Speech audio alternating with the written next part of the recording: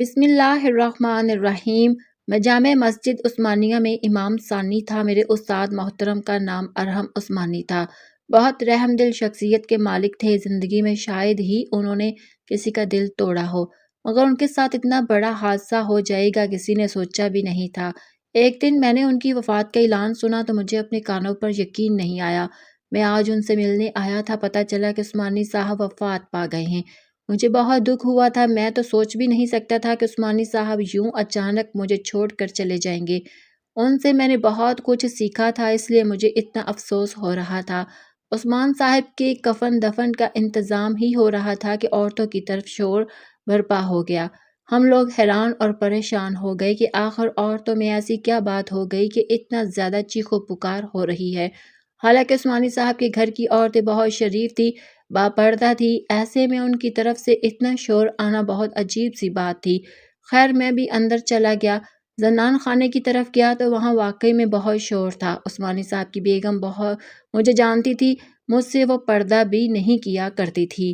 اس لیے بلا جھجک میں عورتوں والی طرف آیا تو دیکھا ایک عجیب سی عورت تھی جس کا رنگ ڈھنگ بتا رہا تھا کہ وہ کوئی عام عورت نہیں ہے۔ ایسا نہیں کہ وہ کوئی خاص عورت تھی، بس یہ کہ وہ اپنے حلیے سے کوئی شریف عورت نہیں معلوم ہوتی تھی۔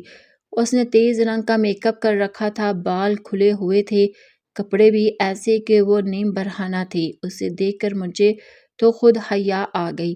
میں نے دیکھا کہ وہ امام صاحب کی بیوی کے ساتھ بدتمیزی کر رہی تھی۔ اسے دیکھ کر مجھے سخت غصہ آیا۔ وہ کوئی بازاری عورت معلوم ہوتی تھی۔ اس کا یہاں کیا کام ہے؟ میں نے دل میں سوچا اور جا کر اسے جھنجھوڑ ڈالا۔ کیا بات ہے محترمہ؟ آپ کیوں امام صاحب کی نیک اور شریف بیوی کو پریشان کر رہی ہیں؟ ایک تو ان کے شوہر فوت ہو گئے، وہ بیوہ ہو گئی، اوپر سے آپ آ گئی ہیں ان کا دماغ کھانے اور سکون برباد کرنے۔ میرا غصہ قابو میں ہونے کے باوجود بھی بہت الگ ہو رہا تھا۔ میں نے اس سے اس لہجے میں بات کی تو وہ ہوا میں لہرا کر میری طرف مڑ کر بولی، اے میاں تم کیا آ گئے ہو اس مولوی کی حمایت کرنے؟ وہ مولوی اگر اتنا ہی پاک صاف تھا تو روزانہ ہمارے گھر ہرے ڈھونڈنے کے لیے کیوں آتا تھا؟ اس کے منہ سے یہ الفاظ سن کر مجھے بہت غصہ آیا۔ قریب تھا کہ میں اسے تھپڑ مار دیتا جب امام صاحب کی بیوی نے اسے اندر آنے کا اشارہ کیا۔ مجھے عثمان صاحب کی بیوہ پر حیرت ہو رہی تھی کہ وہ اس بازاری عورت سے کیوں بات کر رہی ہے۔ عثمانی صاحب کی بیوہ اسے اندر لے گئی۔ میرا خیال تھا کہ شاید بات اب ان کے درمیان ختم ہو جائے گی، مگر ایسا نہیں ہوا۔ 2 منٹ ہی گزرے تھے کہ وہ عورت پھر سے ہکار کرتی کمرے سے باہر آئی، شور مچانے لگی، اس شخص نے میرے 6 لاکھ دینے تھے اور اب یہ دے نہیں رہی۔ میں اس کی بیوی کے پاس آئی ہوں کہ اپنے شوہر کی جنت کا خیال کر لو، مگر نہیں جیسا شوہر ویسی بیوی۔ اس میں تو اتنی بھی حیا نہیں کہ اپنے مردہ شوہر کا خیال کر لے، اس کا قرض اتار دے۔ میں حیران ہو گیا تھا کہ یہ کیسی عورت ہے جو ایک مولوی کی قبر پر آ کر اس کے خلاف باتیں کر رہی ہے، جبکہ سب لوگ جانتے تھے کہ عثمانی صاحب کتنے پرہیزگار انسان تھے، ان سے کبھی کوئی گناہ سرزد ہو ہی نہیں سکتا، اور کم سے کم زنا تو ہرگز نہیں۔ کس بات کے لیے پیسے تھے انہوں نے تم سے؟ کیا اتنے غریب تھے عثمانی صاحب؟ ہم لوگ مر گئے تھے جو وہ تم سے پیسے لینے چلے گئے؟ اب ایک شخص فوت ہو گیا ہے، اس کی طرف سے کوئی گواہی دینے والا نہیں ہے، تو کیا تم کچھ بھی کہہ کر لوگوں کو گمراہ کرو گے ان کے بارے میں؟ دیکھو میاں، مجھے کوئی شوق نہیں ہے ان کے مریدوں کو گمراہ کرنے کا، مگر بات یہ سچ ہے، اور بات یہ ہے کہ تمہارے امام صاحب نے مجھ سے 6 لاکھ لیے تھے۔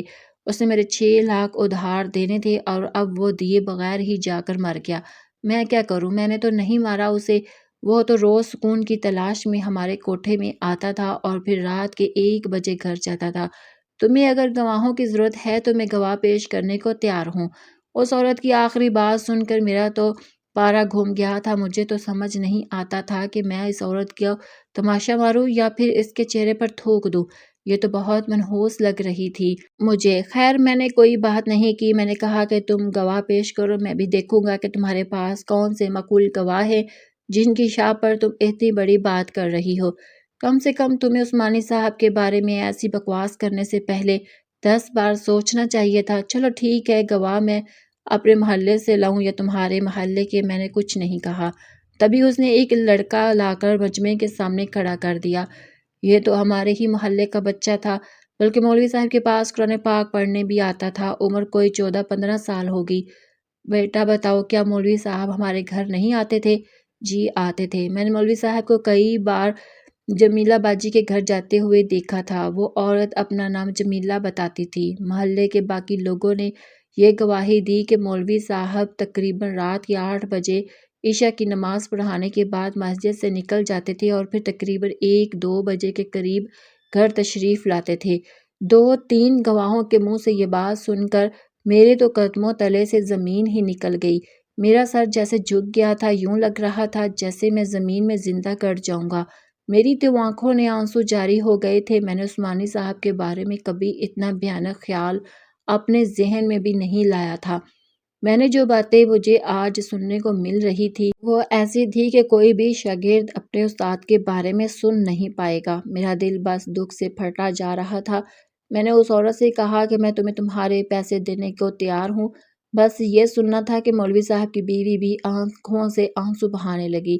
بولی کہ میں کچھ نہیں کہہ سکتی، میں تو اپنے شوہر پر بھروسہ کرتی ہوں۔ مجھے سارے محلے والے بھی آ کر کہیں، میری آنکھوں کے سامنے ثبوت بھی رکھ دیں تو بھی مجھے اپنے شوہر کی پاکی پر کوئی شک نہیں ہے۔ مگر چونکہ یہ عورت گواہ پیش کر چکی تھی، پتہ نہیں علامہ صاحب وہاں کیوں جاتے تھے، مگر اب اس نے خود کو سچا ثابت کر دیا تو پھر میں نے اس کے پیسے ادا کرنے کو تیار تھا۔ اب ہم سب حیران تھے کہ علامہ صاحب کی بیوہ اتنے پیسے کہاں سے لائے گی۔ کہنے لگی کہ کوئی بات نہیں، جب تم نے الزام لگایا ہے تو میری صفائی اللہ دے گا۔ میں نے اپنی یتیم بچی کے لیے جو زیور جمع کر رکھا تھا وہ تمہیں دینے کو تیار ہوں۔ اس زیور کی مالیت تقریباً 6 سے 7 لاکھ ہی ہے۔ اگر تم بیچو گی آرام سے 6 لاکھ میں بک جائے گا۔ اگر سنبھال کر رکھو گی تو اگلے سال 10 لاکھ کا ہو جائے گا۔ یہ زیور میں نے اپنی بیٹی کی شادی کے لیے سنبھال کر رکھا تھا۔ تمہیں اس یتیم کی آہیں لگیں گی، مگر چونکہ تم خود کو سچا کہہ رہی ہو کہ میرے شوہر نے تم سے 6 لاکھ ادھار لیے تھے تو میں ان کی عزت اور ناموس کی خاطر تمہیں یہ یتیم بچی کا زیور بخشتی ہوں۔ علامہ صاحب کی بیوی نے سونے کا اصلی زیور نکال کر اس عورت کی جھولی میں ڈال دیا تھا۔ وہ بہت خوش ہوئی، اپنے دانتوں کی نمائش کرتے ہوئے کہکے لگاتی وہاں سے چلی گئی تھی۔ اسے دیکھ کر میرا دل بہت خفا ہو رہا تھا۔ میں نے سوچا کہ میں اسے زندہ نہیں چھوڑوں گا، نہ ہی اس کو یہ زیور پہننے دوں گا اور نہ ہی عثمانی صاحب کے گھر والوں کو اکیلا چھوڑوں گا۔ اس لیے میں اس عورت کو پہچاننا چاہتا تھا کہ یہ کون ہی کہاں جاتی ہے۔ میں نے دیکھا یہ باہر نکل کر ایک بڑی سی گاڑی میں بیٹھ گئی۔ میں نے بھی اس کے سامنے ایک رکشہ لگایا، اس کے پیچھے پیچھے چل پڑا۔ میں یہ دیکھنا چاہتا تھا کہ وہ جاتی کہاں ہے، اور ظاہر ہے وہ کیونکہ ایک طوائف تھی تو ایک تنگ گلیوں والے محلے میں داخل ہو گئی۔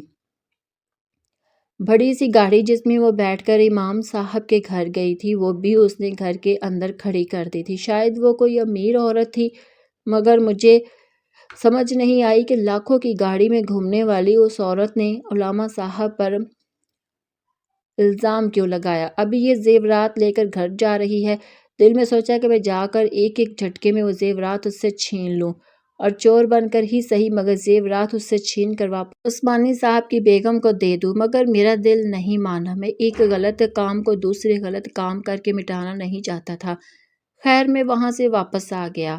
مجھے چین نہیں آ رہا تھا۔ رات کا وقت تھا۔ میں عثمانی صاحب کے گھر چلا گیا۔ ان کی بیگم بہت زیادہ پریشان تھی، میرے سامنے بیٹھی رونے لگی۔ بولی کہ بیٹا میں تمہیں کیا بتاؤں کہ میں نے کن عذابوں سے اپنی بیٹی کا زیور جمع کیا تھا۔ ایک تو شوہر کی وفات کا دکھ ہے، ایک تو پہلے کی بے سہارا ہو گئی، اوپر سے میرا زیور بھی چلا گیا۔ تم بتاؤ کہ یہ عورت ایسا کیوں کہہ رہی تھی؟ اسے پتہ کیسے چلا کہ مفتی صاحب کی وفات ہو گئی ہے؟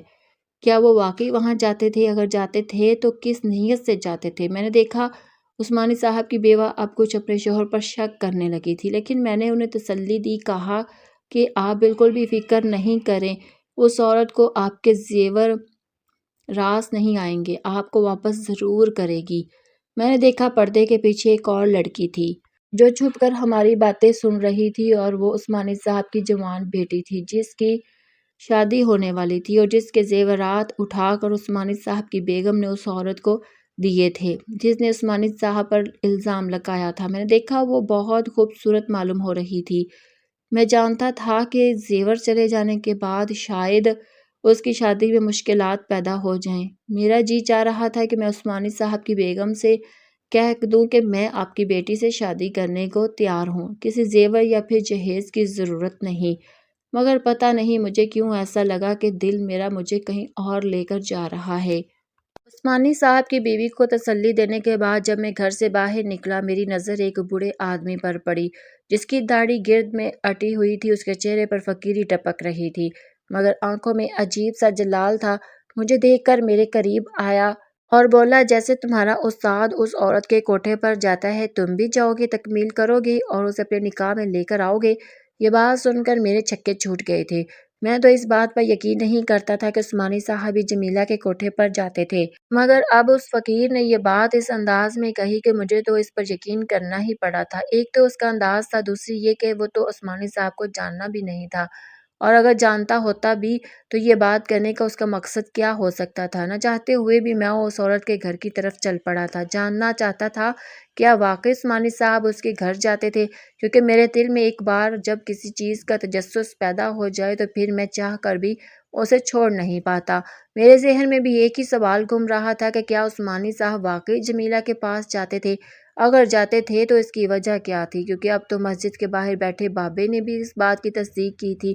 اس کے علاوہ بھی جن لوگوں نے عثمانی صاحب کے بارے میں ایسی باتیں کہی تھی وہ کافی معقول لوگ تھے۔ انہوں نے یہ تو نہیں کہا تھا کہ عثمانی صاحب جمیلہ کے کوٹھے پر جاتے تھے، لیکن یہ ضرور کہا تھا کہ عثمانی صاحب عشاء کی نماز پڑھانے کے بعد مسجد سے نکل جاتے اور رات کے 1 یا 2 بجے کے قریب گھر واپس آتے تھے۔ اس بات نے مجھے بھی شک میں مبتلا کر دیا تھا۔ عثمانی صاحب کے یہ کوئی دوست تو خاص تھے نہیں جن سے وہ ملنے جاتے۔ اب ظاہر ہے پیچھے ایک ہی بات بچی تھی کہ شاید وہ جمیلہ کے کوٹھے پر جاتے ہوں۔ سو میں جمیلہ کے محلے میں چلا گیا، مگر میں نے جیسے ہی دروازے پر دیکھا تو گھر کا دروازہ بند تھا۔ آس پاس کے سارے گھر کھلے ہوئے تھے۔ گھروں کے دروازے میں عورتیں لٹک کر اپنے گاہک بناتی تھی۔ وہ ہر آنے جانے والے سے پوچھتی تھی کہ کیا تم ہمارے گھر آنا چاہو گے؟ میں سمجھ گیا تھا کہ ان کا مطلب کیا ہے، مگر ایک ہی گھر تھا جو کہ بند تھا، جس کو اندر سے کنڈی لگی ہوئی تھی۔ وہ گھر جمیلہ کا تھا۔ جمیلہ کے ساتھ دروازے میں جو عورت کھڑی تھی، میں نے اس سے پوچھا کہ یہ دروازہ کیوں بند ہے؟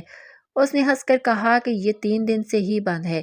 پتہ نہیں جمیلہ کہیں گئی تھی اور پھر واپس آنے کے بعد تو وہ اپنے گھر میں ہی بند ہے، باہر بھی نہیں آئی۔ لگتا ہے کہ کسی گاہک کے ساتھ ہے۔ جمیلہ نے آج تک ایسا نہیں کیا کہ دروازہ بند کر دیا اور باہر بھی نہ آئی ہو۔ ہم سبھی حیران ہیں کہ اس نے ایسا کیوں کیا ہے۔ کافی سارے مہنگے گاہک بھی آتے ہیں، لیکن وہ جمیلہ کے بارے میں پوچھ کر واپس چلے جاتے ہیں۔ جمیلہ نے گھر کا دروازہ بند کر رکھا ہے۔ ہم تو دروازہ بجا بجا کر تھک گئے، لگتا ہے اب وہ دروازہ توڑنا پڑے گا۔ کہیں وہ مر تو نہیں گئی؟ میری بات سن کر وہ عورت کانوں کو ہاتھ لگانے لگی۔ اللہ نہ کرے صاحب جی، ایسا نہیں، وہ بس آ کر دروازے پر منع کر دیتی ہے کہ اسے کسی سے نہیں ملنا، کسی سے بھی نہیں مل رہی۔ وہ تو کافی دن ہو گئے ہیں اس بات کو۔ آپ بھی اگر اسے ملنے آئے ہیں تو واپس چلے جائیں، کیونکہ وہ تو مہنگے سے مہنگے لوگوں کے ساتھ بات نہیں کرتی، تو آپ سے کیوں بات کرے گی؟ اچھا تو مجھے یہ بتائیے کہ کیا یہاں کوئی مولوی صاحب آیا کرتے تھے؟ پہلے یہ بات سن کر اس عورت کے چہرے کا رنگ بدل گیا۔ ایسا لگتا تھا وہ مجھے کچھ نہیں بتائے گی۔ اس نے اپنا منہ پھیر لیا۔ کیا ہوا؟ مجھے سچ سچ بتا دیجیے، خدا کے لیے، میں اتنی دور سے صرف یہی بات پتہ کرنے آیا ہوں۔ کیوں بھائی، تم کوئی صحافی ہو جو اب یہ نئی کہانی لکھنے آ گئے ہو یہاں پر؟ کیوں ہمارا دھندا بند کروانے کے پیچھے پڑے ہو؟ ہمارا کاروبار ہے، ہم لوگوں کی روزی روٹی کا سوال ہے۔ اب تم جا کر اخبار میں اشتہار لگاؤ گے، حکومت بھی یاد آ جائے گا کہ یہاں برائی ہو رہی ہے، پھر وہ ہمارا اڈا بند کر دے گی، ہمیں کہیں اور جانا پڑے گا۔ آپ بالکل فکر نہ کریں، میرا تعلق میڈیا سے نہیں ہے، میں بس عثمانی صاحب کا شاگرد ہوں۔ مجھے صرف جمیلہ سے ملنا ہے اور اس سے پوچھنا ہے کہ عثمانی صاحب یہاں کیوں آتے تھے۔ یہ سن کر اس عورت نے زوردار قہقہ لگایا۔ اتنے بھولے تو نہ بنو، کیا تمہیں نہیں پتا کہ جمیلہ کے کوٹھے پر لوگ کیوں آتے ہیں؟ جمیلہ کے یہاں پر کسی بھی عورت کے گھر جاؤ تو وجہ تو ایک ہی ہوگی۔ نہیں، تم غلط سوچ رہی ہو، عثمانی صاحب ایسے بالکل بھی نہیں تھے۔ اس نے ایک اور قہقہ مارا اور بولی، ایسے تھے یا نہیں تھے، لیکن وہ یہاں آتے تھے تو اس کا مطلب ایک ہی ہوا نا۔ اب تم کیا خواہ مخواہ اپنے ساتھ کے بارے میں خوش فہمی میں رہنا چاہتے ہو، لیکن حقیقت یہ ہے کہ عثمانی صاحب کیا یہاں پر بڑے شرفا کی شرافت آ کر ختم ہو جاتی ہے؟ تم بہت نئے آئے ہو اس محلے میں، لیکن اگر کچھ عرصہ آتے رہے تو تمہیں بھی عادت ہو جائے گی۔ عثمانی صاحب جیسے اور بھی کئی لوگ یہاں آتے رہتے ہیں۔ تمہیں لگتا ہے کہ وہ یہاں ان عورتوں سے ملنے آتے ہیں، تبلیغ کے لیے آتے ہیں؟ وہ اور میرا خیال ہے کہ تمہیں غلط فہمی ہوئی ہے۔ کیا تمہارے پاس کبھی کوئی مولوی تبلیغ کے لیے نہیں آیا؟ نہیں بھائی، ہمارے پاس تو کوئی بھی نہیں آیا، اور یہ تبلیغی وغیرہ سب ڈرامہ ہے، کوئی کچھ نہیں کرتا، یہاں آ کر سب ایک ہی کام کرتے ہیں۔ اس عورت کی پاکزاری لہجہ سن کر مجھے اس سے گھن آنے لگی تھی، مگر اس سے بات کرنا میری مجبوری تھی۔ تو کیا تم مجھے اپنا نمبر دے سکتی ہو؟ میری بات سن کر اس نے بے حیا سے لہجے میں کہا، نمبر تو کیا کرو گے، جو کرنا ہے یہی کر لو۔ اس عورت کی بے حیائی مجھے برداشت نہیں ہو رہی تھی۔ دیکھو، مجھے بس جمیلہ سے ملنا ہے، کسی بھی طرح تم میرے ملنے کا انتظام کرا دو، اگر تم اس کے بدلے میں پیسے لینا چاہتی ہو تو میں دینے کو حاضر ہوں۔ تم کیا ہی دے دو گے مجھے؟ تم 2 ٹکے کے مولوی، تمہارے پاس اگر اتنے روپے ہوتے تو تم بیٹھ کر میری منت نہ کر رہے ہوتے، جمیلہ تم سے خود مل لیتی۔ کیوں؟ کیا وہ زیادہ پیسے والوں سے ملتی ہے؟ ہاں، بس اتنی ہی بات ہے، لیکن چلو، اگر تم نے مجھے 10,000 دے دو تو میں اس کے گھر کا دروازہ کھول سکتی ہوں تمہارے لیے۔ اس کے گھر کی ایک چابی میرے پاس ہے، تم جا کر اسے مل سکتے ہو، لیکن آگے جو ہوگا اس پر مجھے یقین نہیں ہے کہ وہ تمہارے ساتھ کیا رویہ رکھے گی۔ ویسے بھی مجھے نہیں لگتا کہ تم کچھ ایسا ویسا کرو گے، تم بڑے شریف آدمی معلوم ہو رہے ہو، زیادہ سے زیادہ کسی قصے کہانی کو سننے کے چکر میں ہوں گے۔ چلو، میں تمہیں چابی دے دیتی ہوں، 10,000 میرے ہاتھ پر رکھو۔ میرے پاس واحد پونجی 10,000 ہی تھے، میں نے اس کے ہاتھ پر رکھ دیا۔ اس نے مجھے چابی دے دی اور ہنستی ہوئی وہاں سے چلی گئی، جیسے مجھے بیوقوف کہہ رہی ہو۔ میں نے چابی لے کر گھمائی تو وہ واقعی میں گھر کا دروازہ کھل گیا۔ میں نے دروازے کو اندر سے بند کر دیا تاکہ جمیلہ بھاگ نہ سکے اور مجھے ساری حقیقت سچ سچ بتا سکے۔ میں نے دروازے کو بند کیا اور سیڑھیاں چڑھتا اوپر آیا۔ اندر سے مجھے کسی کی آواز آ رہی تھی، یہ آواز تو قرآن پاک کی تھی، تلاوت کر رہا تھا کوئی، آواز بھی عورت ہی کی تھی۔ میں جمیلہ کو بس ایک ہی روپ میں دیکھ کر آیا تھا، مجھے نہیں پتا تھا کہ وہ کس قسم کی، کس گماش کی عورت ہے، بس اس سے بات کرنا چاہتا تھا۔ ایک بار کہ عثمانی صاحب اس کے پاس آئے تھے، اگر آئے تھے تو کیوں آئے تھے؟ کیونکہ میں اتنا تو جانتا تھا کہ عثمانی صاحب یہاں اپنے سکون کے لیے نہیں آتے ہوں گے۔ جیسے کہ میری نظر اندر والے منظر پر پڑی تو میں حیران رہ گیا تھا، مارے حیرت کے میرے تو چھکے چھوٹ گئے تھے۔ میں نے اندر جس شخص کو بیٹھے ہوئے دیکھا تھا، اس کے یہاں بیٹھے ہونے کے بارے میں تو وہم گمان بھی نہیں سوچ سکتا تھا۔ مارے حیرت کے میرے پسینے چھوٹ گئے تھے، ایک لمحے کو مجھے لگا جیسے میں کوئی خواب دیکھ رہا ہوں، مگر پھر چٹکی کاٹ کر خود کو دیکھا، یہ حقیقت ہی تھی۔ میں جتنی بار دیکھتا مجھ پر حیرتوں کے نئے پہاڑ ٹوٹ جاتے، سمجھ میں نہیں آتا تھا کہ میں کیا کروں، یہیں سے لوٹ جاؤں یا کمرے کے اندر جا کر اس بات کی تصدیق کروں کہ جو میں دیکھ رہا ہوں وہ خواب نہیں بلکہ ایک حقیقت ہے۔ عثمانی صاحب تو مر چکے تھے، مگر پھر یہ کیا ہے؟ ایک سیکنڈ کے 1000ویں حصے میں میرے دل میں کوئی ہزاروں لاکھوں خیال آ رہے تھے۔ بالآخر میں کمرے میں داخل ہوا، مجھے جمیلہ نے چونک کر نہیں دیکھا۔ اس نے سلام کیا اور مجھے سامنے بیٹھنے کو کہا۔ اس نے اپنا چہرہ نقاب سے ڈھانپ لیا تھا۔ سامنے بیٹھے شخص سے میری نظریں چار ہوئی تو اس کے اندر بھی کسی قسم کی کوئی شرمندگی نہیں تھی، نہ ہی ان کی آنکھوں میں ندامت تھی اور نہ پچھتاوے کا احساس۔ میں بس دیکھتا گیا۔ جمیلہ نے اپنی کہانی خود ہی شروع کر لی تھی۔ وہ جان گئی تھی کہ میں یہاں کیوں آیا ہوں۔ سامنے بیٹھا شخص بھی اس بات سے اچھے طریقے سے واقف تھا کہ میں تو عثمانی صاحب کی بیگم کی فکر اور ان کی بیٹی کے زیورات چھن جانے کی وجہ سے یہاں آیا ہوں۔ جمیلہ نے میرے سامنے ایک بکسہ بھی رکھ دیا تھا، بکسے میں بے تحاشا دولت، سونے چاندی کے زیورات بھی تھے۔ یہ عثمانی صاحب کی بیگم کو دے دینا، میرا مطلب ان کی بیوہ کو۔ اسے سر جھکا کر یہ بات کہی، ساتھ ہی میرے آگے ہاتھ جوڑ دیے۔ میں ان سے جا کر معافی نہیں مانگ سکتی، تم جاؤ اور جا کر ان سے کہو کہ مجھے معاف کر دے۔ میں نے جو بھی کیا نہ سمجھی میں کیا، پوری بات جانے بغیر نہیں جاؤں گا۔ میں نے بھی مختصر الفاظ کہے تو اس نے بھی مجھے کہانی سنا دی۔ آج سے 2 سال پہلے عثمانی صاحب میرے گھر کے دروازے پر آئے تھے۔ میں نے انہیں یہ کہہ کر دھتکار دیا تھا کہ میں نے مولویوں سے بات نہیں کرتی، وہ خواہ مخواہ احساس جرم میں مبتلا کر کے جہنم کی کہانیاں سنا کر ہمارے کاروبار سے دل چاٹ کر دیتے ہیں، اس لیے میں نے ان سے بات کرنے سے انکار کر دیا تھا۔ عثمانی صاحب نے کہا کہ وہ مجھے بات سننے کے لیے پیسے ادا کریں گے، مجھے تو بس پیسے ہی چاہیے تھے۔ میں نے ان سے قبل پیسے پکڑ لیے، انہیں گھر آنے کی اجازت دے دی۔ عثمانی صاحب نے کچھ بھی نہیں کہا، بس میرے سامنے بیٹھے قرآن پاک پڑھتے رہے اور چلے گئے۔ میں اس مولوی کا فریب سمجھ کر نظر انداز کرتی گئی، مگر وہ ہر بار آتے مجھے پیسے دیتے، میرے سامنے قرآن پاک کی چند آیات تلاوت کرتے اور یہاں سے چلے جاتے۔ میں عثمانی صاحب کی باتوں سے متاثر ہونے لگی تھی، مگر میں نے اپنے آس پاس لوگوں میں ایک ہی بات پھیلا رکھی تھی کہ مفتی صاحب بھی میرے دیوانے ہو گئے ہیں، جو کسی کے در پر نہیں جاتے وہ میرے در پر آئے اور مجھے ہزاروں روپے بھی دے جاتے۔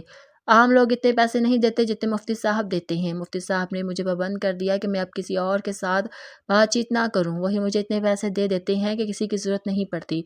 یوں مفتی صاحب میرے محلے میں بدنام ہو گئے، مگر میں ان سے پیسے لے لیتی، وہ بیچارے آتے مجھے قرآن پڑھا کر چلے جاتے۔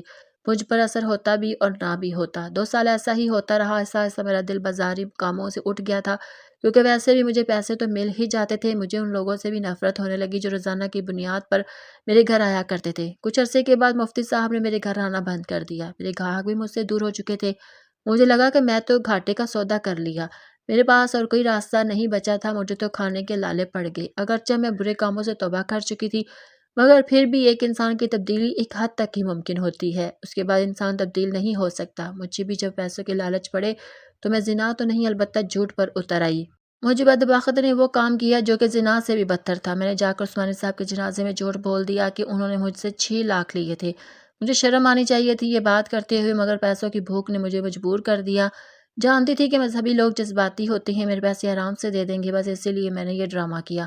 مگر اب میں اپنی حرکت سے شرمندہ ہوں، ہماری شرمندگی کہ میں اس گھر سے بھی باہر نہیں جا پا رہی، کیونکہ عثمانی صاحب جاتے جاتے بھی میرے کھانے پینے اور وظیفے کا بندوبست کر گئے تھے۔ یہ آدمی جو مجھے قرآن پاک پڑھانے کے لیے بیٹھا ہوا ہے، یہ بھی انہی کا شاگرد ہے اور تمہارا دوست ہے۔ تم اسے جانتے ہو، یہ تمہیں جانتا ہے۔ اس بات پر میں مزید شرمندہ ہوا کہ میرا اتنا بڑا جھوٹ دیکھنے کے باوجود بھی یہ بھی عثمانی صاحب کی طرح مجھے قرآن پاک پڑھانے آ جاتا ہے۔ مجھ بدبخت کا دل تو بدل گیا، مگر پتہ نہیں میرا رب مجھے معاف کرے گا یا نہیں۔ یہ کہہ کر وہ رونے لگی۔ عثمان صاحب پر یقین تو مجھے پہلے سے ہی تھا، لیکن سامنے بیٹھے شخص کو دیکھ کر میرا ایمان مزید تازہ ہو گیا۔ یہ اللہ ہی ہے جو لوگوں کے دلوں میں ایسے گناہ گاروں کے خلاف بھی نفرت نہیں ڈالتا جن سے پوری دنیا نفرت کرتی ہے۔ ان سے بس دیندار لوگ ہی نفرت نہیں کرتے۔ جمیلہ گناہوں سے توبہ کر چکی ہے، مفتی صاحب کی بیوی کو وہ زیورات بھی واپس کر چکی ہے۔ سب لوگوں کے دلوں میں مفتی صاحب کو لے کر جو غلط فہمی پیدا ہوئی تھی وہ بھی صاف ہو چکی ہے۔ میں بس سب سے اتنا ہی کہنا چاہوں گی کہ کسی بھی گناہ گار سے نفرت مت کریں، تبلیغ جاری رکھیں۔ آپ نہیں جانتے کہ آپ کا کون سا عمل کسی کا دل بدل دے۔ تو ناظرین اور سامعین، یہ تھی ہماری آج کی کہانی۔ امید ہے کہ آپ کو ضرور پسند آئی ہوگی۔ ہماری ویڈیو کو، ہماری کہانی کو لائک کریں، شیئر کریں اور ہمارے چینل کو بھی ضرور سبسکرائب کر دیجیے گا۔ اپنا بہت سارا خیال رکھیے گا۔ اللہ حافظ۔